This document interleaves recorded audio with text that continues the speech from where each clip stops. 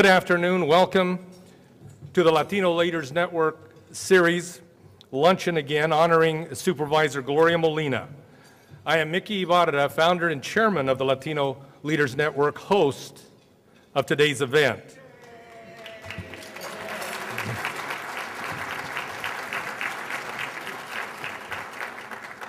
Today we gather to honor an outstanding Latina leader, Los Angeles County Supervisor Gloria Molina. She is the first Latina in the history of California to be elected to the state legislature, the Los Angeles City Council, and the Los Angeles County Board of Supervisors. Please help me welcome Gloria Molina to our nation's capital.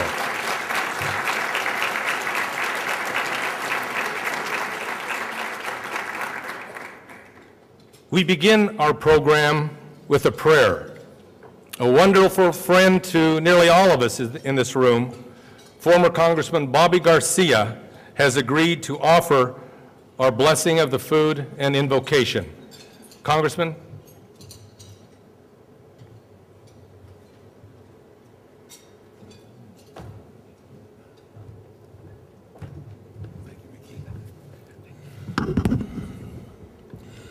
To Gloria, to Adolfo, Madame Solis, to all of you who are here, let's bow our heads. Lord, we thank you for this food that we're about to eat. We thank you for this great privilege that you give us, my Father. We ask a blessing on these young Hispanic leaders. We ask for growth. We ask that your face shine upon them, my Father. We ask these things of you, my Father, because we're so dependent on them for the future. We need them for tomorrow. And my Father, I ask you for all these things. And I also want to thank Mickey Ibarra, the foundation to all of this, my Father. A leader with judgment, understanding. We thank him for the initiative that he takes in bringing us all together. My Father, again, because you are who you are. You're the King. You're the King of Kings. You are the Lord of Lords. And in your name we all say, amen. Thank you, Bobby. Thank you, Bobby. The Latino Leaders Luncheon Series was established in Washington, D.C. in 2005 to provide a platform for Latino leaders to share their personal stories of obstacles overcome to achieve success. Our personal stories are powerful and should be shared often to celebrate our progress and as a reminder to all of us of our personal responsibility to serve others in need of help, encouragement, and counsel. The mission of the Latino Leaders Network, host of this series, is bringing leaders together. We ask all of our leaders to rededicate themselves to building each other up, listen to each other, try to understand each other, and offer assistance to each other to improve our community and our country. As we listen to Gloria Molina share her personal story, it is our hope that each of us will conclude that while we have many reasons to be proud of our progress, there is not one reason for any of us to be satisfied. Today's luncheon is made possible by Anheuser-Busch and Southwest Airlines. We thank these corporate sponsors for their long-standing support of our Latino community. Please thank our sponsors.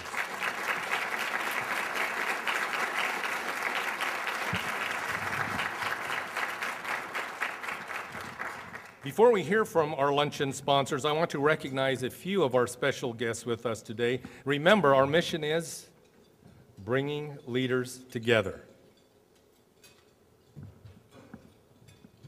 I want to recognize Congresswoman Hilda Solis, who has joined us today.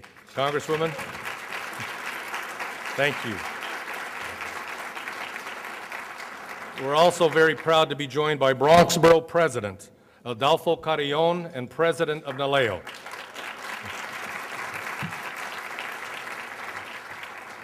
We also have Councilmember Will Campos of the Prince George's County Council.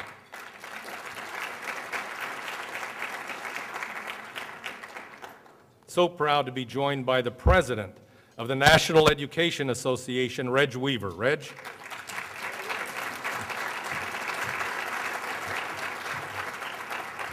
Also, Janet Murguia, President and CEO of the National Council of La Raza.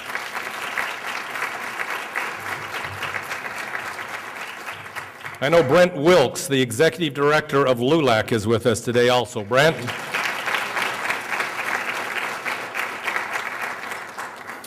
Patricia Madrid, the former Attorney General of New Mexico and now Chairperson of the MALDEF Board of Directors. Patricia?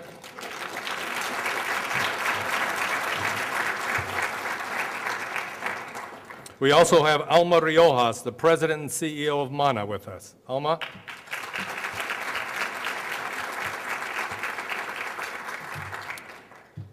And formerly the Administrator of the Small Business Administration for President Bush, and now the Chairman of the Latino Coalition, Hector Barreto. Hector?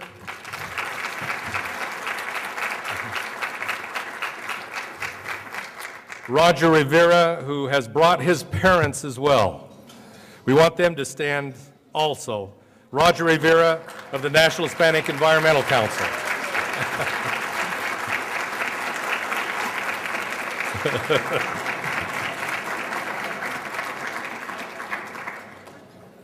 Maria Teresa Peterson, the Executive Director of Voto Latino. Maria?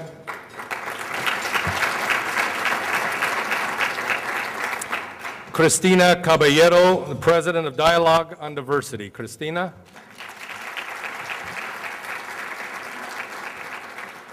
Also, Gus West, President and CEO of the Hispanic Institute. Gus?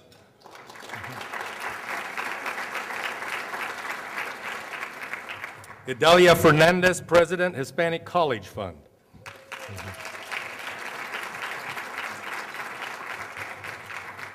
We also have Rosemary Rodriguez, who is the chair of the U.S. Election Assistance Commission. Rosemary? Yeah. Francis Garcia, the Inspector General of the U.S. Government Accounting Office.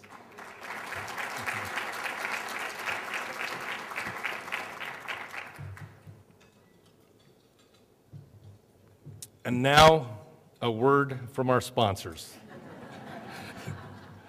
First, representing Anheuser-Busch is Jesus Rangel. Jesus is a wonderful friend to our community, and we're so grateful for his support. Jesus?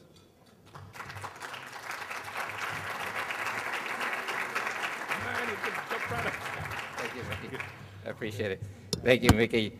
It's a pleasure to, again, be a sponsor of the Latino Leaders Network, and I can congratulate you, Mickey, for another wonderful job here. It's especially fitting that we're here honoring Gloria Molina, who I've served on the board of MALDEF for many, many years, and she's a tireless fighter for the civil rights of all people in this country, so I congratulate you.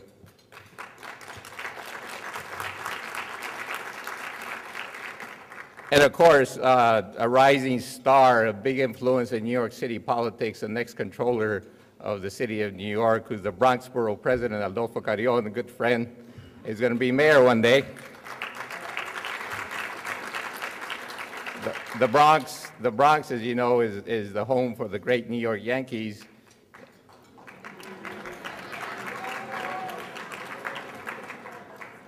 And that's the Bronx we're cheering, okay?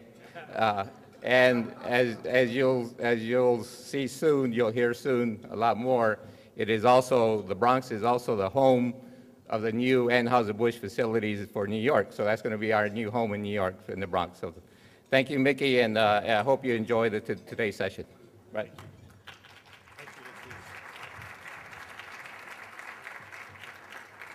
Thank you, Jesus. I also want to recognize Yvette Fernandez, who's the Associate Director of the White House Office of Public Liaison. Yvette, please.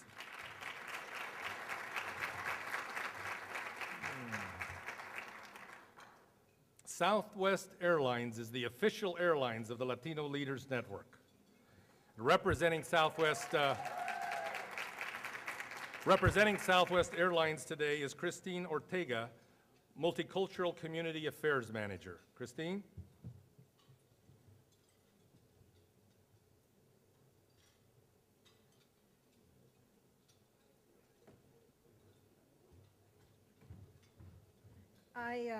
I'm very honored to be invited to share a few words with you today, and as I was preparing, just a few words to say, I wanted to really share with you an experience that I have almost every day when I go walking, and ask you to use your imagination with me on this experience. And I walk around a lake in San Antonio that's 1.33 miles.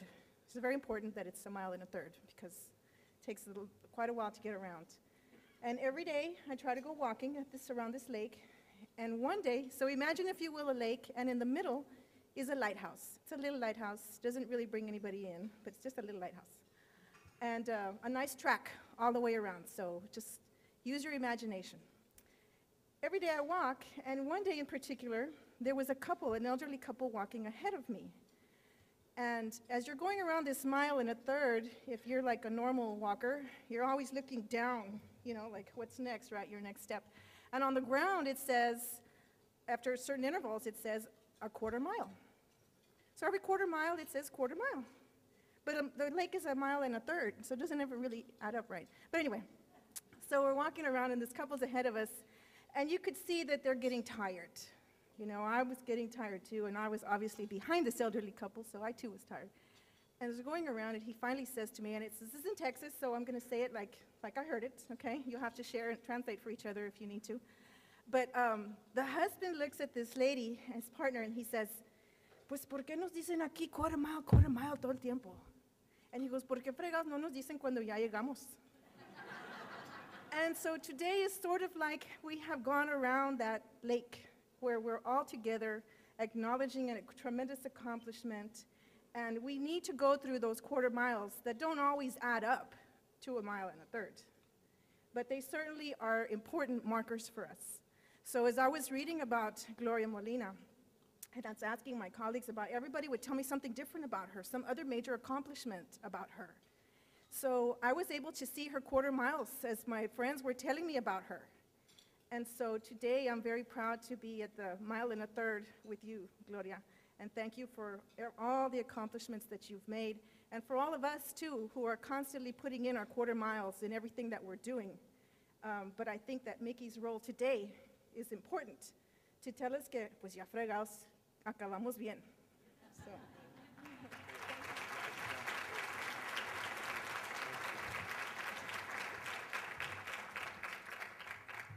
I also see that we have been joined now by Delegate Victor Ramirez of the state of Maryland.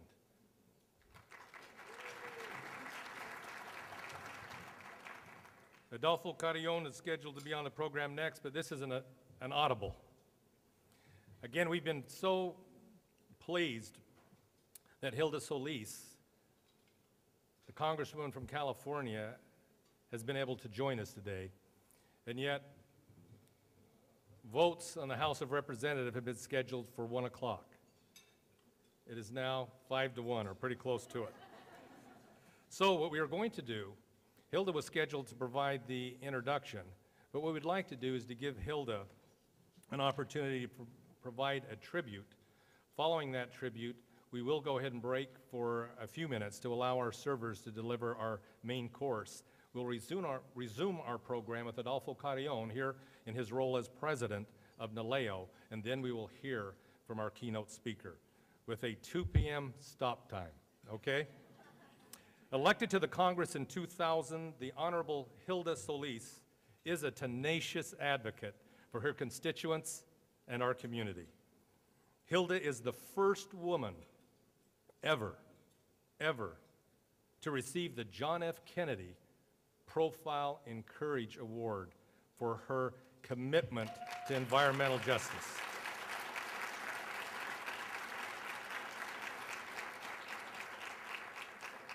Hilda, thank you so much for joining us. And now a tribute to Gloria Molina from Hilda Solis.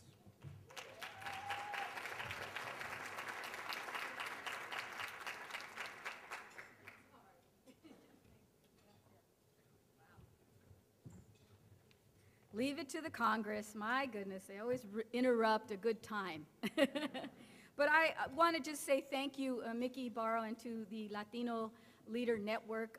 And I'm embarrassed because I haven't been able to come. And unfortunately for me, it's always been because we've had conflicting votes in committee meetings doing the work of the House. But I'm just so happy and delighted to see so many people here from all over. It's a very important day here to pay tribute to one of our greatest Latina leaders in the country. And I feel I'm very fond of Gloria, and she knows that. I met her, I won't even say how many years ago, but she was appointed at that time when I met her back here in Washington, D.C. She was working in the Carter administration, one of the rising Latino stars of that administration in the decade of Hispanics in the 80s. And she was working there in presidential personnel. And I'll never forget, because as an intern coming into town, you get invited to go to the White House, and all of a sudden you hear all this noise and talking and people all excited about what's happening in the White House, that finally Latinos are accepted in the Oval Office. And lo and behold, I see a very striking young woman in a white suit. I'll never forget that. I'll never forget that. And it was none other than Gloria Molina. And she was already setting the trail blazing for us because she got here in Washington, D.C. based on her work in East Los Angeles and working with the Democratic Party. So, I mean, there's just so much I could say about her, but that is one moment that is just in my mind that I will always keep and treasure, because when I saw her being, I don't want to say attacked, but people were just clamoring all over her and wanting to speak to her, to hear her words, and to know what she was going to be doing in the White House.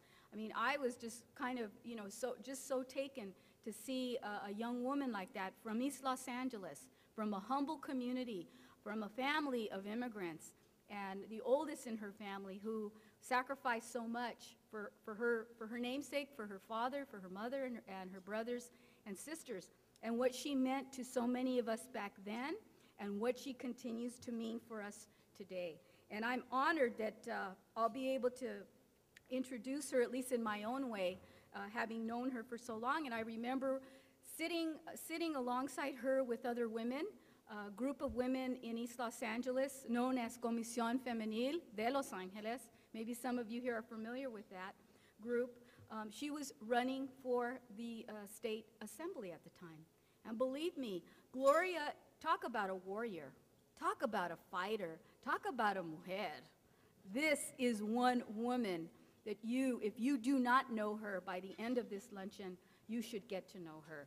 She is vivacious. She has that tenacity that, yes, I'm going to get it done, and don't stand in my way, because I will do what I need to do to make sure that the greatest good is accomplished for her community. And that's what Gloria has reminded all of us. And myself, as a public servant, she is my mentor. She is my icon. And every time I'm asked, wherever I go, who has influenced my life, she is also a part of that role, helping to frame what I think women in our society, and especially Latinas, because we are so underrepresented. I am so happy to see corporate Latinas here, women in the public sector, in the private sector, and officials, government officials. My good friend also, Mrs. Madrid, Patsy Madrid, who has just been wonderful serving us in New Mexico and ran for office as well.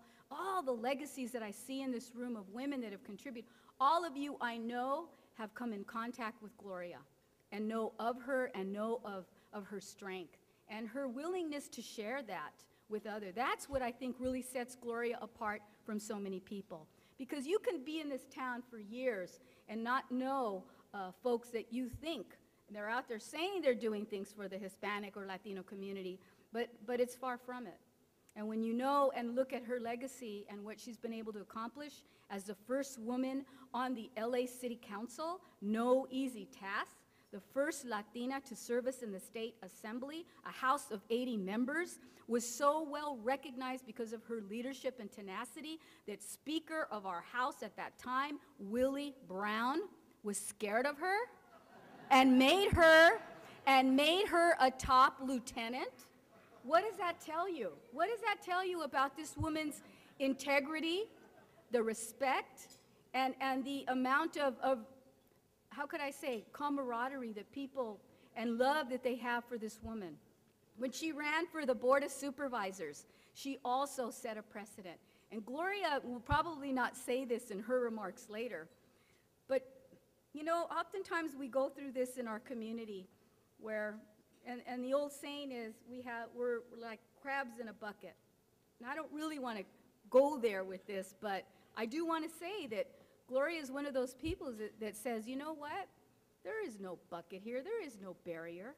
You know, the intelligence, the credibility, the respect, that's what's going to make our community rise, and that leadership. And she has been able to demonstrate that. And the public in our community and across the country knows that, Gloria. That's why you have won every race that you have run in, because the community is so proud of what she has done. You guys better give her a round of applause, because this woman is awesome.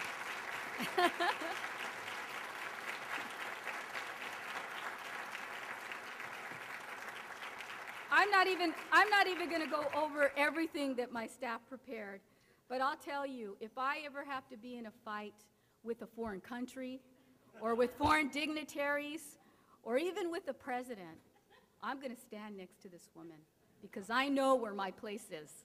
And this woman is someone who's so giving, and yet expects so little from us. And really, that's the way she is. She moves on, she goes to the next task, and she's going to continue to fight for our community. You know, 20 years ago, you could count how many Latinos were in appointed and elected positions. There weren't 20 members of the Hispanic caucus, but everybody knew who Gloria Molina was, and everyone still knows who Gloria Molina is. And she makes us so proud to be one of the highest ranking women in the country representing us, and she is my county supervisor in Los Angeles County, the Board of Supervisors. She has set a standard so high for so many people to follow.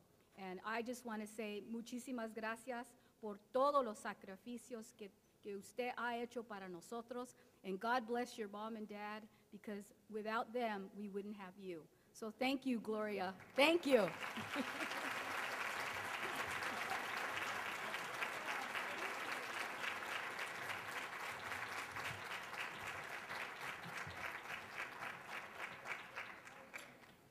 Before we break for lunch, let me just mention that the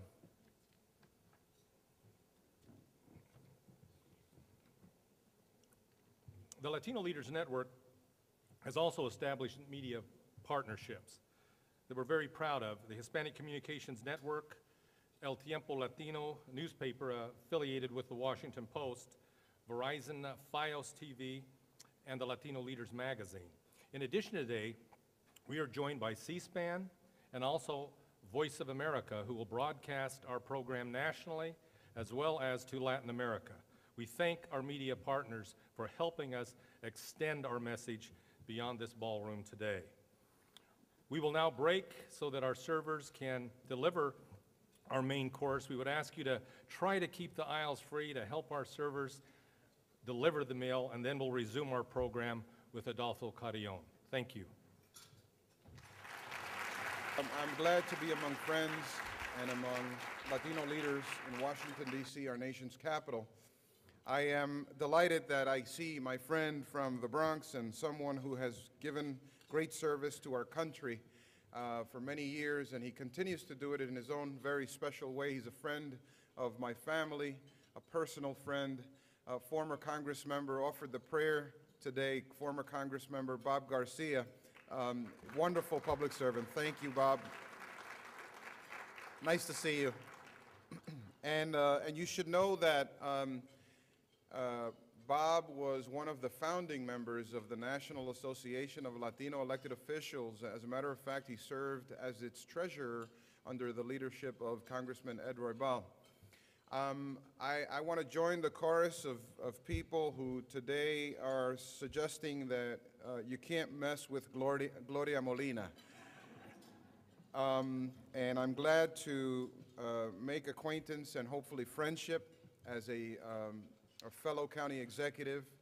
And I have great admiration for what you have done in the state of California and for our country and for our community as a whole. I also found out a few minutes ago that Gloria is also a founding member of the National Association of Latino Elected Officials. We have a history here I didn't know about.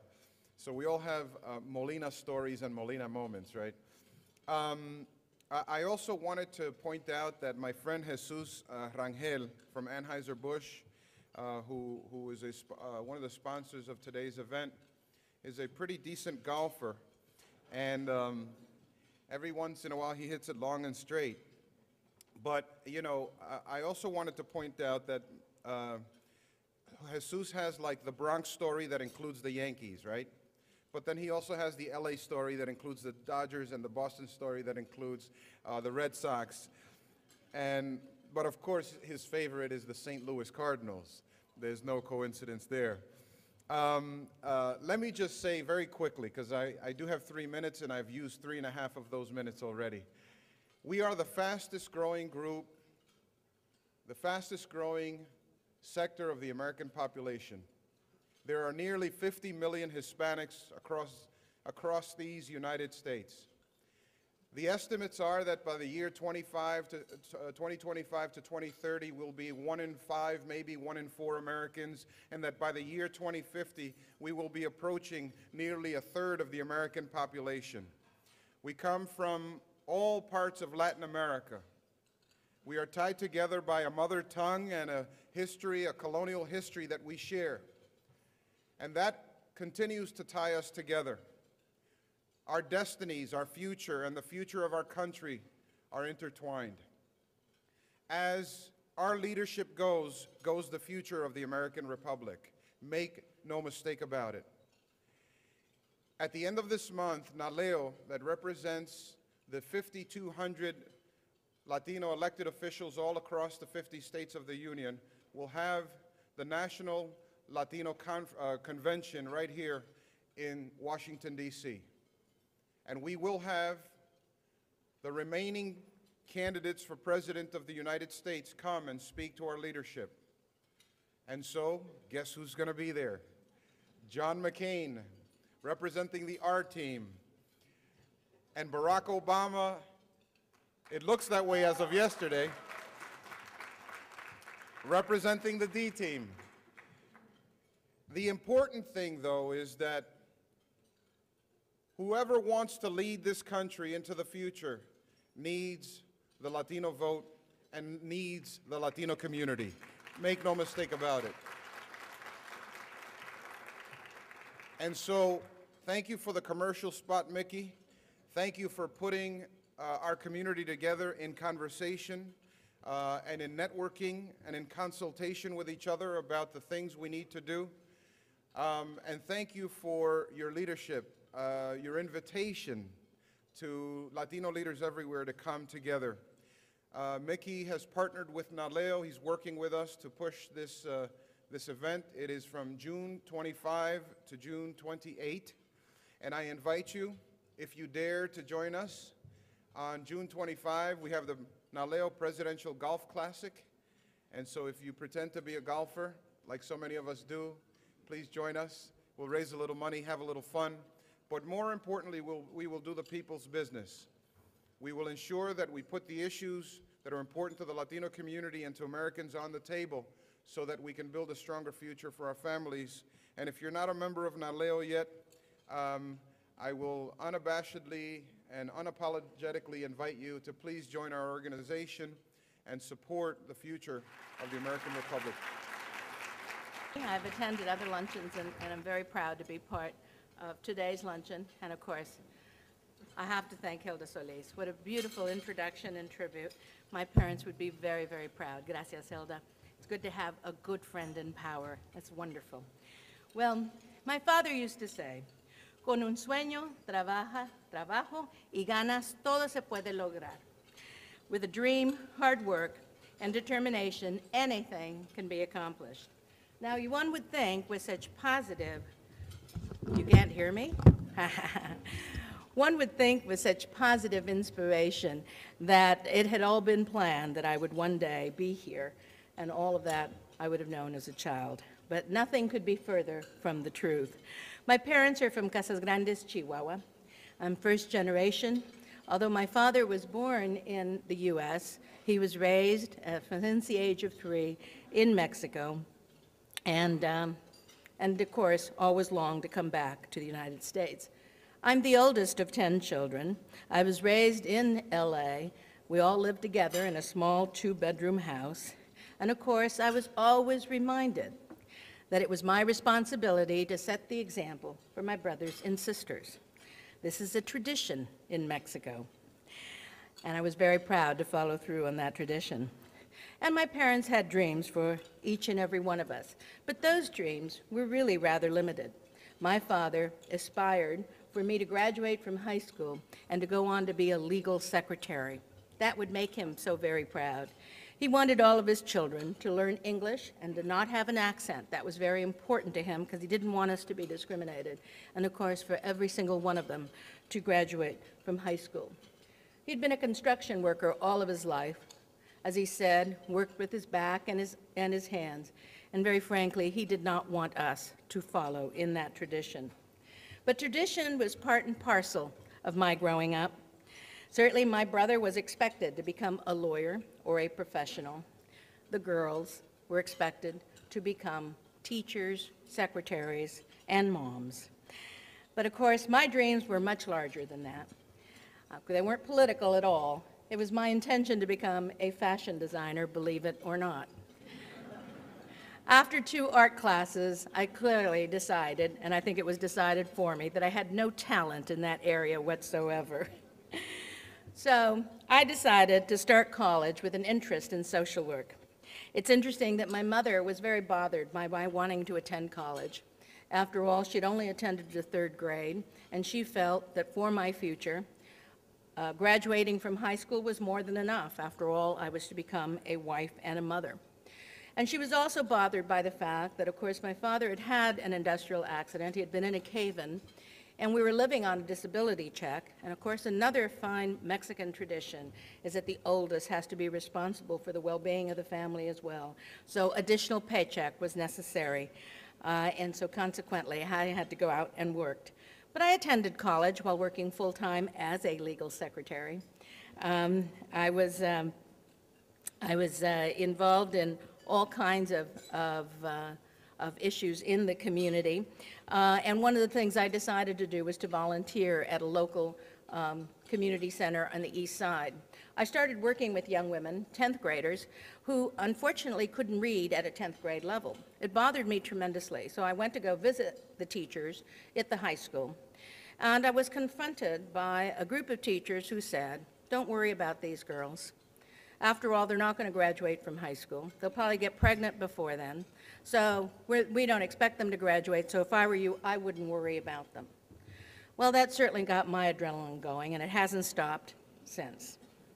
At the same time, on the east side, the Chicano movement had all of its beginnings. At college, all of us were members of MASA, the Mexican-American Student Association. This was when it was okay to be a hyphenated American. And of course, Mecha followed soon thereafter. The Chicano movement was so exhilarating to me.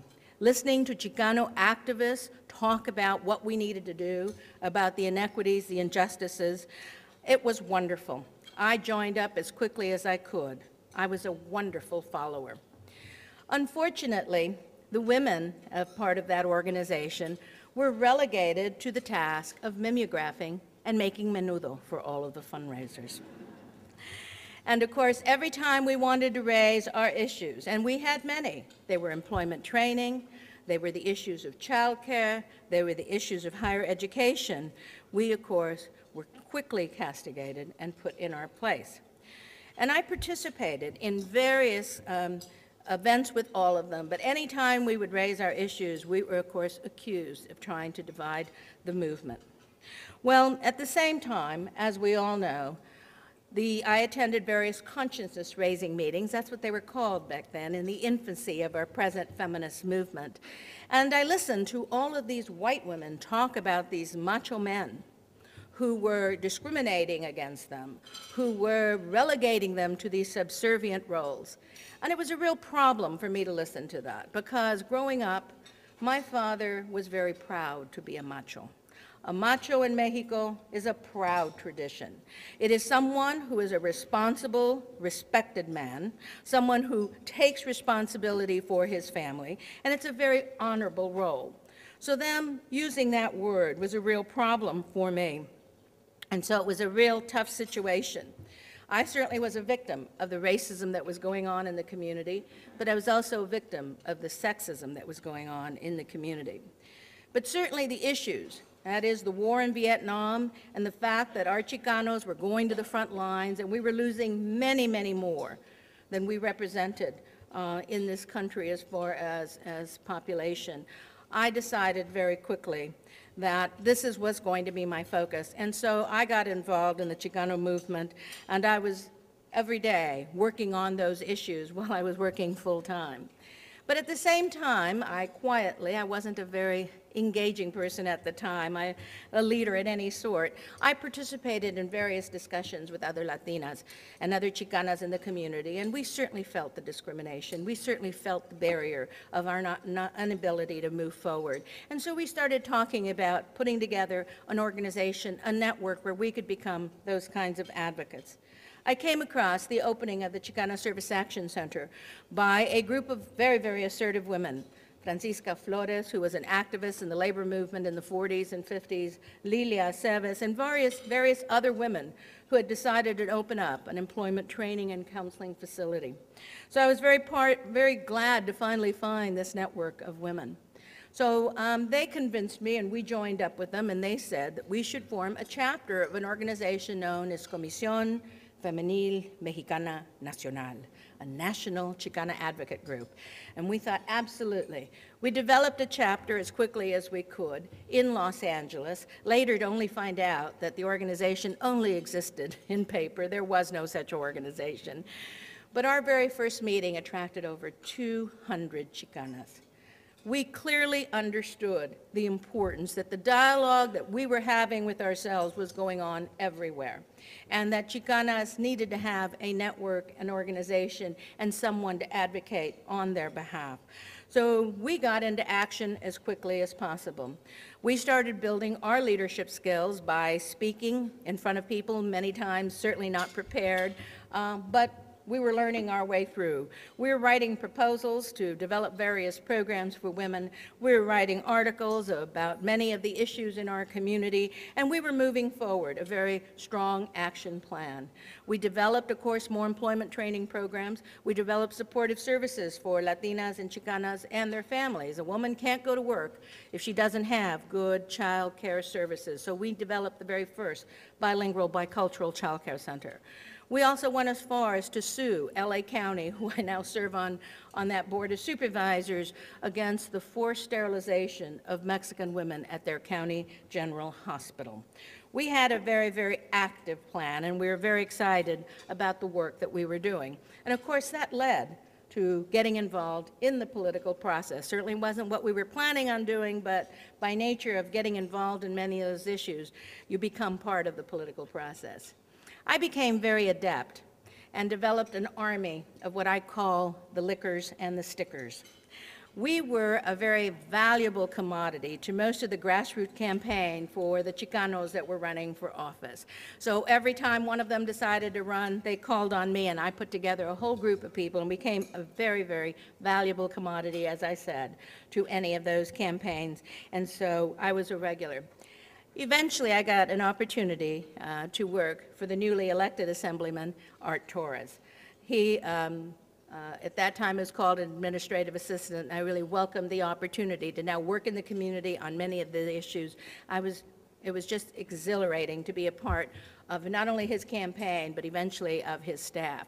But I wanted to learn much more about political organizing. So, of course, I asked for an opportunity to hopefully work on the then Carter Mondale campaign that was coming through the East Side in LA. Instead, I became the, quote, Chicana in the California campaign. You know, you only have one at that time. You can't have too many. And so I was sent up and down the state to organize for the Carter Mondale campaign. Unfortunately, most of the Chicanos didn't know who Jimmy Carter was, and in many instances didn't have the interest.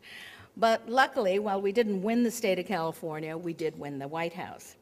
And at that time, I was called by a very dear friend of mine now, and that is Rick Hernandez. He had been the Western Region desk and later became a muckety-muck at the Small Business Administration, right, Rick? And he called on me and said, why don't you apply for this job at the White House? And I thought, wow, what an exciting opportunity to go to the White House and be with all of these White House politicos that know what's going on and how to do it. I could learn so very much. So I certainly was excited. It was so very impressive, and I was so fortunate. Well, my very first day on the job, I received an envelope on my desk. It had two little flags on it. It had an American flag and a flag of Iran. We were invited to join Jimmy Carter on the White House lawn to welcome the Shah of Iran. And so I was very excited. My first time on the White House lawn, I went out there. Now, I have been involved in the Chicano Moratorium in East LA, was involved in the school walkouts on the East Side. I had been part of anti-war protests throughout LA. I had been involved in feminist protests. But I never expected to be gassed in the lawn on the White House, which is exactly what happened that day. It seems as many of the people who were against the Shah were creating quite a stir right outside of the White House. And so that's what happened to me on my first day. That evening, as I walked out, the White House police said, we need to walk all Persians to their car. And I said, Persian? I'm not a Persian, I'm a Mexican. And they said, oh, from Mexico. And I said, no, from East LA.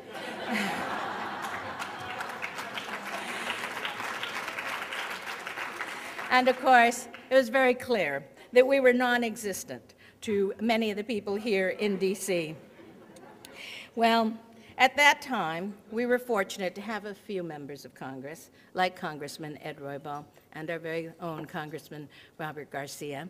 Very few people who were there who were not able to really fight all of the inequities that so many of us knew were going on in our community. And I knew that at that time, I needed to go back home and find a way that we could get more Latinos elected to the U.S. Congress.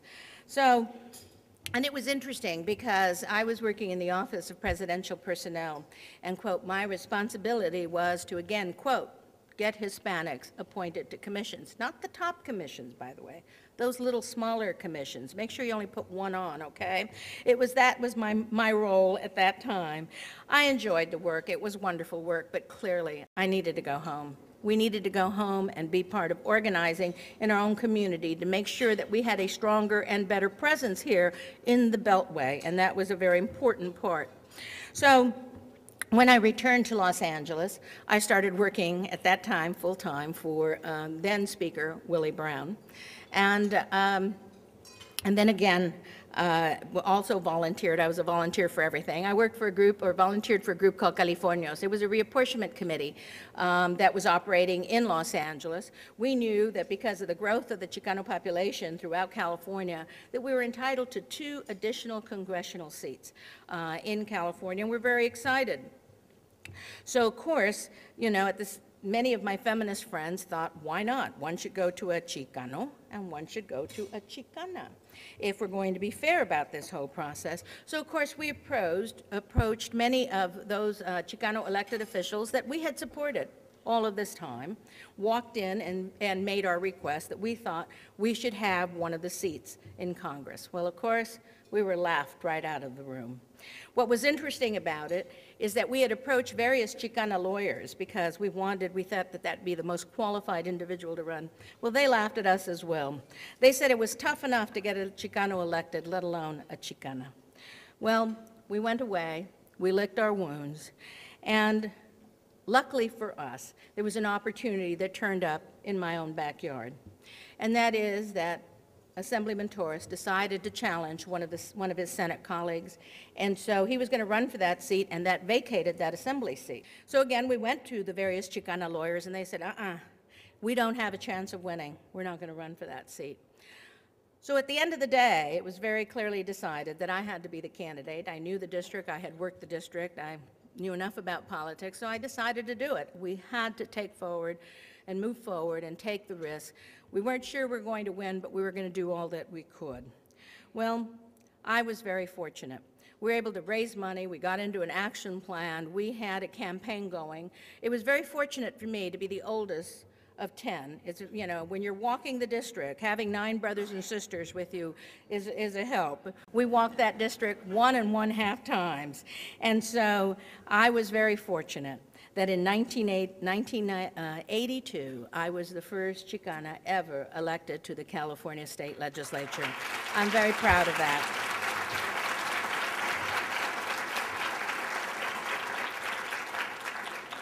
And I'm very proud to say that what my mother said to me many, many years before that about setting the example for others served me well. Because since then, I have been followed into the California legislature by some of the most talented and wonderful women that you will ever meet.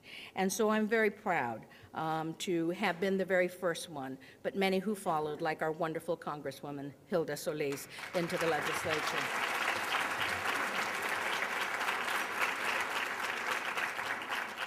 In 1987, I decided to run for the city council.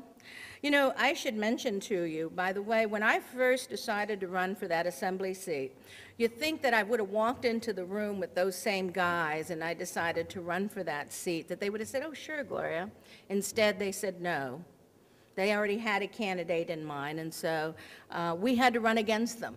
But we decided to do so, and I had to do it. And they still didn't believe that we could win. Well, would you believe after winning the state legislative seat and deciding to run for the city council, I went back to those politicos and said, look, I want to run for the city council. And they said, oh, no, we got our own candidate. So they didn't support me back then either, but I had to beat them again. So, so in 1987, I became the first Chicana on the Los Angeles City Council, which was very important to us.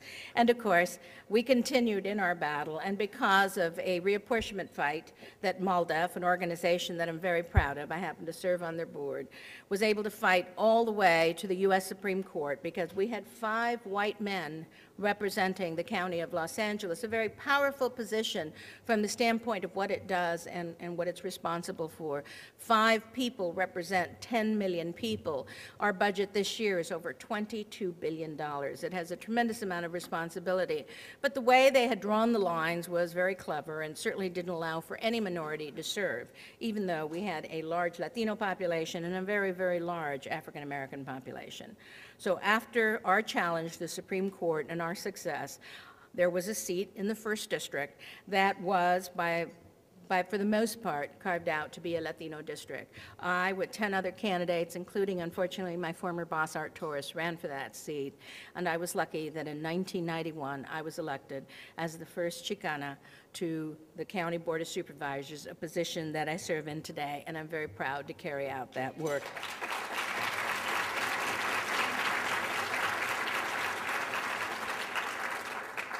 When Congressman Rangel was ready to retire, he came to me and said, I'd like you to run for my seat.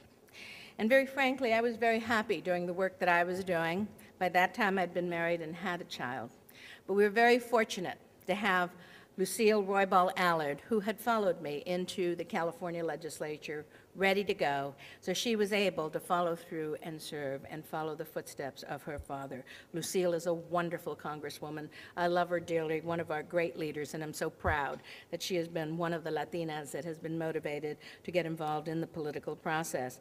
So we had been wanting from day one to get a Chicana in the U.S. Congress. By the time that Lucille got here, there were others, and unfortunately, still not enough. We have to do much more work to elect many more Latinas to the U.S. Congress.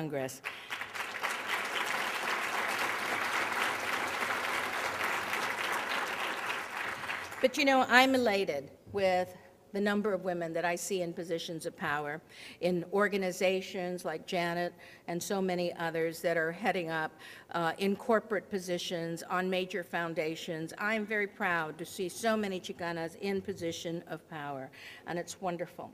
And I am glad that I am but one of many who continue to struggle and take on risks to carry on these kinds of roles. By the way, I want you to know that while my mother had a real problem in my attending college, she saved most of her life so that her youngest, the 9th and 10th, they're twins, would be able to go to college without ever having to work. She was so proud that day when they graduated with their degrees, and I'm so glad that my mother realized how important it was for all of us to go to college. I was very proud of her that day as well. But the reality is we have so much more to do. We need to continue to champion so that every single day we will realize that it requires both of us to be at the table, both of our men as well as our women when it comes to public policy. It can't be one or the other. We need to continue to have that kind of unity when it comes to the issues of public policy. And I'm looking forward, like everyone else, to the new administration. I wore a pantsuit in honor of my candidate, but I look forward to being a part of the Democratic campaign to win the White House back. But I do know that whoever goes into the White House will have to go through the Latino community to get there.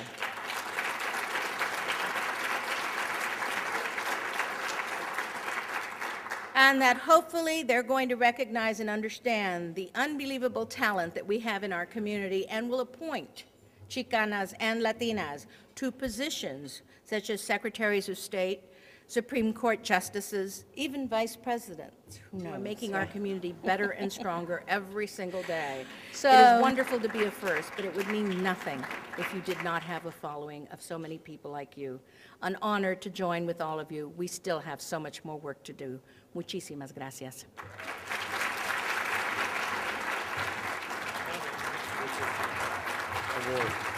Wonderful. Thank you. Well done, is that okay? Yes, good, good.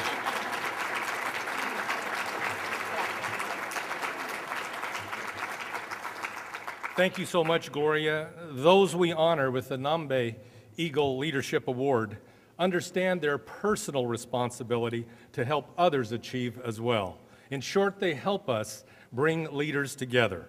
Gloria, on behalf of the Latino Leaders Network, I'm pleased to present you with the Nambe Eagle Leadership Award in recognition of your outstanding contribution to our community. It's beautiful. That's right. Let's go right here.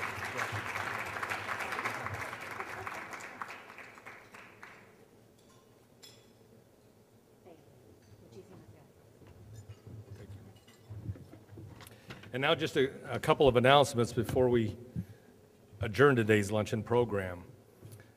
The Latino Leaders Luncheon Series will hit the road in August during the Democratic Convention, August 26th, then on to Minneapolis-St. Paul during the Republican Convention on September 2nd. We will return to Washington on October 9th for a special Latino Leaders Network Youth Luncheon in partnership with the Hispanic Heritage Foundation, and then close the Latino Leaders Luncheon Series for 2008, again here in Washington in November. I would like to thank Michelle Mingus-Moore, who is the Executive Director of our organization. Michelle.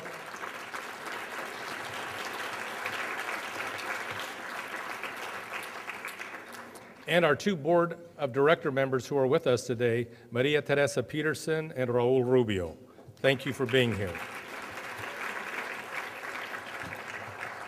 Sponsor material, the Latino Political Almanac for 2008, media partner publications, and the first ever